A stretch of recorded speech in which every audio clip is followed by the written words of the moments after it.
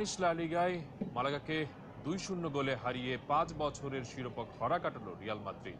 Cristiano Ronaldo আর করিম বেনজেমার গোলে নিজেদের 33তম league শিরোপা ঘরে তুলল গ্যালাক্টিকোরা। আর তাই এইবারের বিপক্ষে বার্সেলোনার 4-2 গোলের জয় কোনো কাজে আসেনি। 2-0 গোলে পিছিয়ে থেকেও শেষ পর্যন্ত জয় আসে মেসির জোড়া গোলে। রিয়াল 93 পয়েন্ট নিয়ে চ্যাম্পিয়ন, বার্সা 90 পয়েন্ট নিয়ে রানার্স আপ। লিগ থেকে অবনমন হয়েছে স্পোর্টিং গিহন, ওসাসুনা ও গ্রানাডা।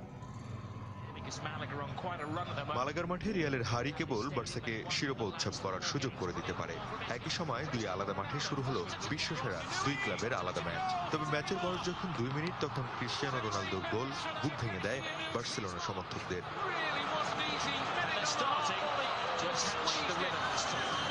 2012 পর লা লিগার শিরোপা উদযাপনের প্রস্তুতি আগেই সেরে রেখেছিল গ্যালাক্টিকোরা। 55 মিনিটে করিম বেনজেমার সুযোগ সন্ধানী গোল 2-0 লিড এনে দেয় রিয়ালকে। অথচ নো ক্যাম্প তখনও প্রায় স্তব্ধ।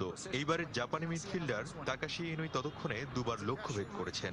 অর্থাৎ রিয়াল যখন 2-0-তে এগিয়ে, বার্সা তখন 2-0-তে পিছিয়ে। তবে তারপর ভাগ্যের ছোঁয়া পেয়েছে বার্সা। ডেভিড জুনকার আত্মঘাতী গোলে ব্যবধান কমে দাঁড়ায় 2-1-এ। লিওনেল মেসির পেনাল্টি থেকে এইবারের গোলরক্ষক ইওয়েল রদ্রিগেসের বীরত্ব অবশ্য বেশিক্ষণ টেকেনি। 3 মিনিটের ব্যবধানে সমতা ফেরান লুইস সুয়ারেজ। এরপর ম্যাচের শেষ 15 মিনিট মেসি শো।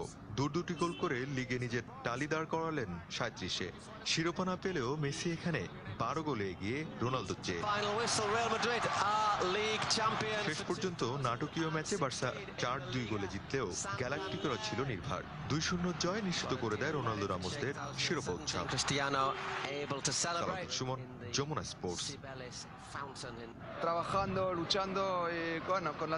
আজ আমার জীবনের সবচেয়ে খুশির দিন, কেননা লিগ শিরোপা জেতাটা সবচেয়ে কঠিন এবং সবচেয়ে মূল্যবান। দলের সবাই কঠোর পরিশ্রম করেছি এবং শেষ পর্যন্ত সবাই অসাধারণ খেলেছে। আমরা অসাধারণ এক মৌসুম শেষ করলাম, সাম্প্রতিক বছরগুলোর মধ্যে সবচেয়ে ভালো।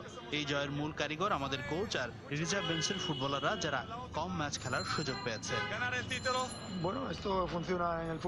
বার্সা পুরো মৌসুমে ভালো খেলেছে, তবে কিছু ম্যাচে আমরা সামান্য ভুল করেছি, যার সুযোগ নিয়েছে রিয়াল। কেননা আমাদের মতো তারাও সবসময় সেরাটা দিতে মুখিয়ে।